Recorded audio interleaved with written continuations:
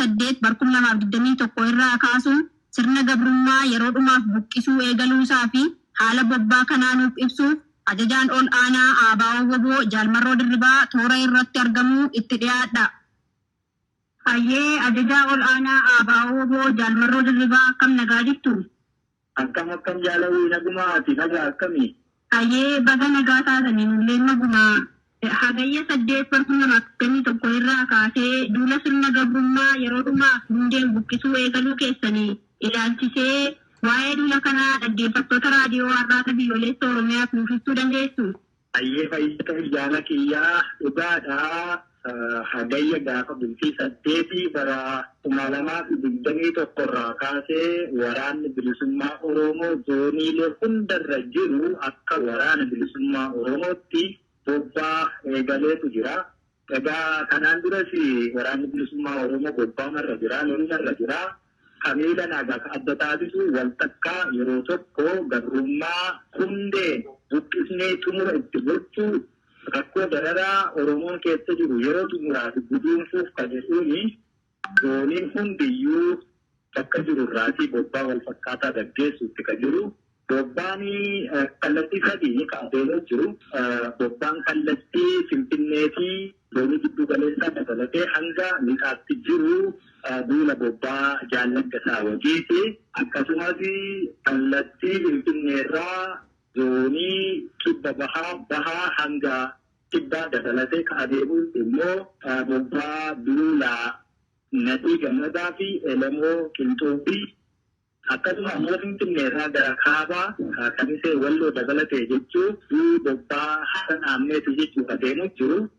Akeekni bobbaa kanaa egaa akkuma silansii ibsee gammatti xumura gochuu kallattii jiru irratti ammoo waraanni bilisummaa Oromoo zoonii jiru irratti aanotaa fi godinoota akkasumas kallattii keessa socho'u hundumaa to'achuu diina achi keessaa qulqulleessuu lafa dhuunfachuu uummata dhuunfachuu bulchiinsa uummataa ammoo diriirsaa adeemu.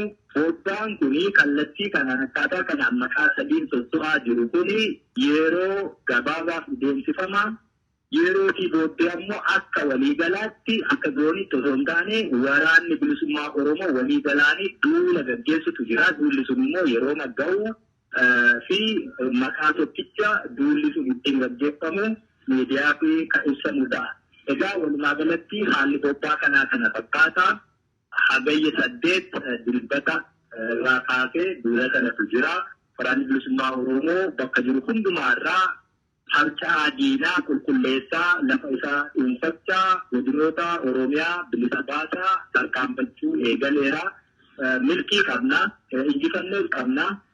Akkasittiin deemuutti jirra. Zooniilee hundumaarraa kanatu jira jaalawwi. Hayyee ajajaa ol aanaa Abaawoo Woboo Jaalmarroo Dirribaa bobbaa milkiif injifannoo isiniif haa ta'u milkaa isiniin jenna. Hayyee innis jaallanii bakkuma geessanii jajjabaadhaa ammoo uummata Oromoo ka bakka hundumaa jiru iyyuu waa dhaammachuu fedha. Uummanni Oromoo akka sirni dhablummaan biyya keessatti hin dagaagne naannoo jiru hundumaarratti wal tiksuu of tiksuu naannoo isaa qabeenya isaa tiksachuu akka qabu.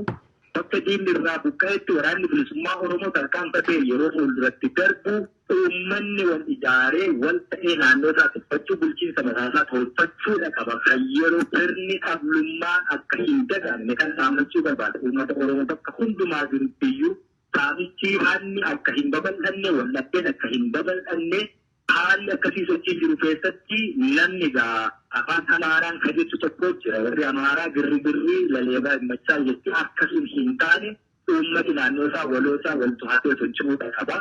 Akkasumas jaallan waraanni bilisummaa Oromoo bobbaa kanarra jiru hundi keenya iyyuu bakka jirru zooniileen hundi qondaalonni ajajoonni akkasumas miseensonni waraanaa bobbaa jiru kana milkeessuu yeroo xumuraa fi gabrummaatti guduunfaa gochuu qabna. Hamileen lolachuu qabna. Irra aanutu nurra jira. Kanaaf iyyuu bakka deemamu hundumaatti bakka lollee diina buqqisnu hundumaatti uummanni akkaataatti bulchiinsa mataasaa tolfatu caaseffama tolfaa fi deemuutu nurra jiraata. Sirna dhablummaa to'achaa deemuutu nurra jiraata. Haasaalee uummataa tiksuutu nurra jiraata. Haasaalee uummata tajaajilanii mootummaa hin ta'in fiichillee mootummaa akka ta'u biyya akka ta'u warruma kana waan ta'eef isaan kanaaf eeggannoon taasifamuu qaba. Waraanni bilisummaa Oromoo kana dhaammatee fuulduratti deemuutu itti jira. Egaa uummanni Oromoo immoo beeka qabsoo kana bara dheeraa keessatti hirmaatu jira, ammas itti jira. Yeroo xumuraa ofirraa immoo guduunfachuu fi jabaatee waraana bilisummaa Oromoo bira dhaabbatee waan danda'u hundaan itti of kitine qaanii gabrummaa bara dheeraa keessatti ture kana keessa akka obbaasu of naannolee dhaammachuudha. Fayyaa ta'aa jajjabaadhaa jaallan bakka hundaa jettanii ni injifamnaa ni mo'annaa Oromiyaa bilisa ni baasnaa jiraanni bilisummaa Oromootiin handhuura Oromiyaa Finfinnee irratti kan arginu yoo hin jiraanne immoo Oromiyaan bakka nu barbaadetti lubbuu sana ni kennina. Lafeen keenya rifaa ta'e taphni irra haa tarkaanfatu dhaamsa kiyyaa jajjabaadhaa woboo bakka jirtanii fayyaanaaf ta'ee fi fayyaa ta'aa jedha. Baay'ee toora irratti argamtanii waan jirtanii haala keessa jirtan nuuf ibsuu keessanii maqaa dhaggeeffattoota raadiyoo Arraata Biyyoolessa Oromiyaan galatoomaa ulfaadhaa isiniin jenna. Fayyaa ta'e jaal.